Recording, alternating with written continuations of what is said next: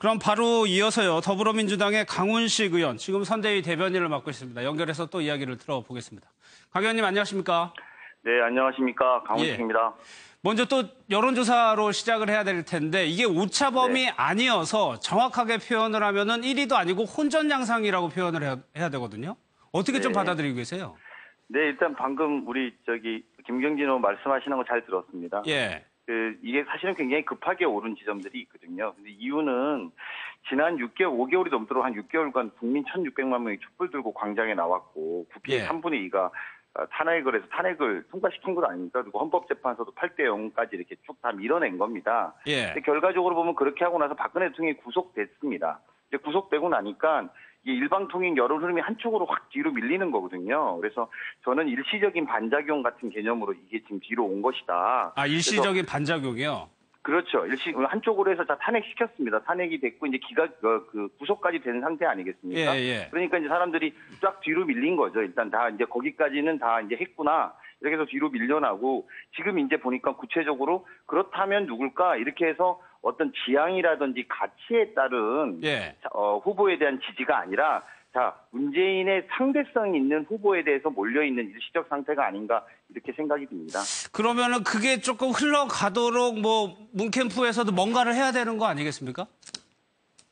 그러니까 우리 쪽으로 더 붙여지도록요. 실제로 그래서 그 구체적인 내용을 보면 적극적인 지지층이 안철수 후보 같은 경우에 10% 정도 내외예요. 아까도 이제 김경진 의원도 그런 이야기 하셨습니다만 지금 안철수 후보를 지지하는 후보들이 후보를 계속 반기문, 황교안, 안희정 이렇게 돌아다녔으면서 지지했던 지지 표심입니다. 그러니까 구체적으로 안철수의 그 철학이라든지 비전에 대해서 동의하고 있는 것이 아니라 일단 그냥 반작용 개념으로 서 있다라고 보고요. 그렇다면은 이제 이것들이 이제 국민들 사이에 안철수 지지층과 문재인 지지층이 이제 이런 문제를 갖고 토론하는 대선 국민의힘 토론이 이루어지지 않겠습니까? 이제 토론하다 보면 반면에 저희 문재인 후보 같은 경우에는 전체 지지층의 50% 넘게가 굳건한 지지층이거든요. 그렇기 때문에 이런 것들이 좀 확산되다 보면 구체적인 상황에서는 안철수 후보의 조정 국면이 올 수밖에 없다 이렇게 생각하고 있습니다. 또 오늘 오전에 조금 소문 설이었는데요. 박영선 의원의 탈당설이 좀 오전에 얘기가 돌았었거든요. 지금 캠프에서는 어떻게 파악하고 계세요? 네, 제가 어제도 만났습니다.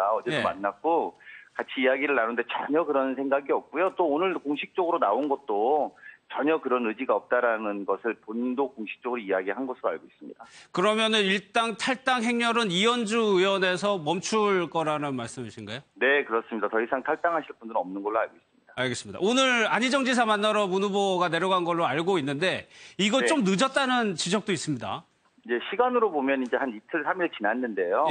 오히려 문재인 후보가 더 적기에 만나러 간 거다라고 생각되는 이유가 이게 만약에 바로 직후에 갔다라고 하면 사람들이 굉장히 정치공학적으로 봤을 가능성이 많습니다.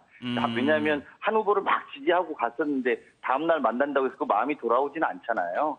한 2, 3일 정도의 소강 상태를 준 것이고 이 소강 상태가 끝난 다음에 이제 어제 저녁도 같이 아마 하셨을 거예요, 두 분이. 저녁 식사하시면서 충분히 두 분이 이야기를 나누셨고 또 오늘 충남도청에 공식적으로 방문하셔서 같이 이렇게 보훈탑에도 같이 참배도 하고 이렇게 일정을 보냈는데요. 적극적으로 통합에 본인이 문재인 후보가 후보 수락연설에서 통합의 리더십을 발휘하겠다라고 한 만큼 2012년의 문재인과는 굉장히 다른 모습으로 껴안게 나설 거라고 봅니다.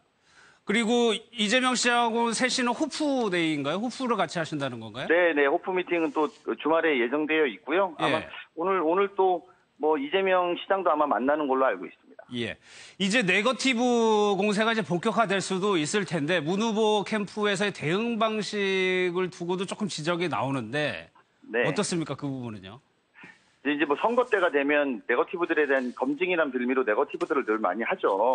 근데 이제 구체적인 사실은 이게 저희들은 충분히 설명해서 불구하고 계속 아들 문제라든지 사돈 의혹이라든지 계속 의혹을 제기하는 거거든요.